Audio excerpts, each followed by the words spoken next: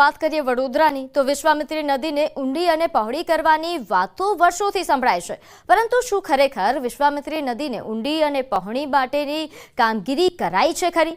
જો તમે એવું વિચારીને બેઠા છો કે આ વર્ષે વડોદરામાં પૂર નહીં આવે તો તમે વહેમમાં છો, કારણ કે જ્યારે વડોદરાના મેયરને વિશ્વામિત્રી નદી વિશે પ્રશ્ન પૂછવામાં આવ્યો તો તેમણે મૌન સેવી લીધું। ગત વર્ષે વડોદરા શહેરમાં આવેલા પૂરે ભારે તારાજી સર્જી હતી, ત્યારે વિશ્વામિત્રી નદીને ઊંડી અને પહોળી કરવાના બહાને જ્યાં ને ત્યાં જેસીબીના પાવડા ફેરવી દેવાયા।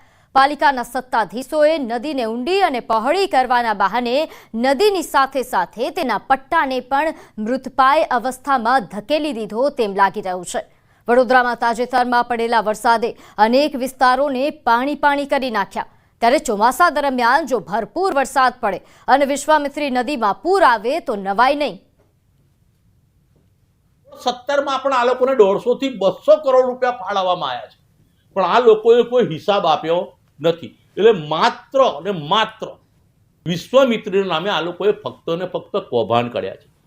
જ્યારે વિશ્વામિત્રીનું સમારકામ ચાલુ થયું ત્યારે ધ્યેય અને ઈરાદો માત્ર એટલો હતો કે વિશ્વામિત્રી પહોળી કરવી અને ઊંડી કરવી। વિશ્વામિત્રીને અડીને સયાજી હોટલ છે, હવે સયાજી હોટલનું 30% બાંધકામ તો વિશ્વામિત્રીની અંદર થયેલું છે, એની પાછળ કોઈ સફાઈ નથી થઈ। દર્શન બિલ્ડરોની પાછળની કોઈ સફાઈ નથી થઈ। જો તમે વડોદરા શહેરના નાગરિક છો અને તમે એવો વિચાર કરી રહ્યા છો કે આ વર્ષે કોર્પોરેશને વિશ્વામિત્રી નદીને ઊંડી અને પહોળી કરી છે, એના કારણે હવે પૂર નહીં આવે, તો આ વહેમમાં ના રહેતા, કારણ કે જો કોર્પોરેશનના ભરોસે રહેશો તો ગયા વર્ષની જેમ આ વર્ષે પણ તમારે લાખો કરોડો રૂપિયાનું નુકસાન જે છે તે વેઠવું પડશે। આવું એટલા માટે કહી રહ્યો છું કારણ કે વડોદરા શહેરના જ કેટલાક જાગૃત નાગરિકો પૂર અંગેની પુષ્ટિ કરવા માટે વડોદરા શહેરના મેયર પિંકીબેન સોની પાસે પહોંચ્યા હતા અને નાગરિકોએ મેયરને પૂછ્યું હતું કે મેયર સાહેબ, તમે નદીના વિકાસ પાછળ, નદીને ઊંડી અને પહોળી કરવા પાછળ કરોડો રૂપિયાનો ખર્ચ કર્યો છે, તો શું આ વર્ષે ખરેખર પૂર નહીં આવે? ત્યારે મેયરે એક જવાબદાર નાગરિક તરીકે, વડોદરાના વડા તરીકે જવાબ આપવાનો હોય એના બદલે મેયરે મૌન સેવી લીધું હતું। એટલે ખુદ મેયરને જ વિશ્વાસ નથી કે આ વર્ષે વડોદરા શહેરમાં પૂર આવશે કે કેમ।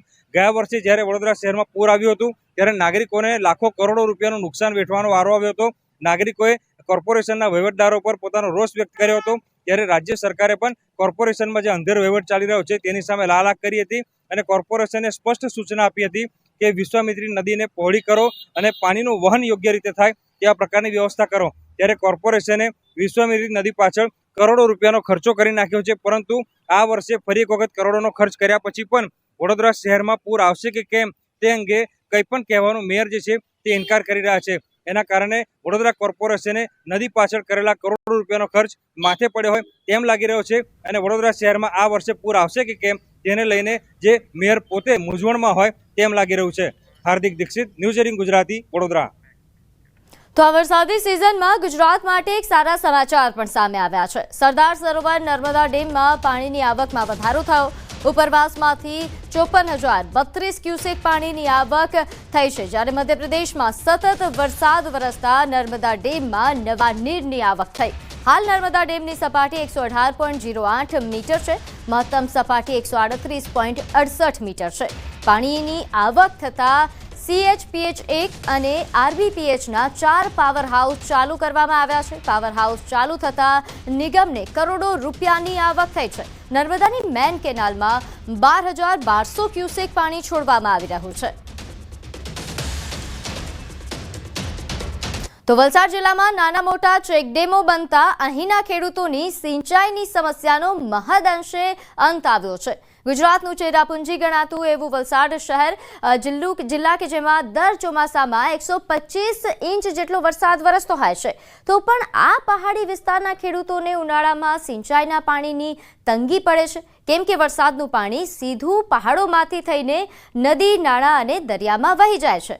વરસાદી પાણીનો યોગ્ય સંગ્રહ ન થતાં ખેડૂતોને ઉનાળાના સમયમાં સિંચાઈના પાણી માટે વલખા મારવા પડે છે અને અહીંના ખેડૂતોને માત્ર ચોમાસા આધારિત ખેતી પર જ નિર્ભર રહેવું પડતું હતું, પરંતુ હવે ચેકડેમો બનતા ખેડૂતો 12 માસ ખેતી કરી શકે છે। ભૌગોલિક પરિસ્થિતિ અનુકૂળ ન હોવાથી અહીં મોટા ડેમ બનાવવા શક્ય નથી। ચેકડેમમાં સંગ્રહ થયેલા પાણીને કારણે આસપાસના વિસ્તારમાં ભૂગર્ભ જળસ્તર ઊંચા આવી રહ્યા છે, જેથી બોર, કુવા અને હેન્ડપંપમાં પણ પાણી આવી રહેશે।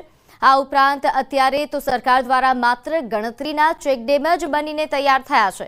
આ અંતરિયાળ વિસ્તારમાં આવા ચેકડેમોમાં વધુમાં વધુ બનાવવામાં આવે તેવી પણ ખેડૂતો માંગ કરી રહ્યા છે.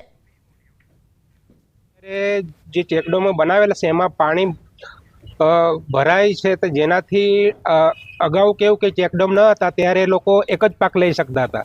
અત્યારે ચેકડેમ થકી એક દિવાળી પછી પણ લોકો પાક લઈ શકે છે. હમણાં જે છે સરકારે જે ડેમ બનાવ્યા છે એમાં થોડુંક રોકાણ થાય એટલે આગળ તો જે આમ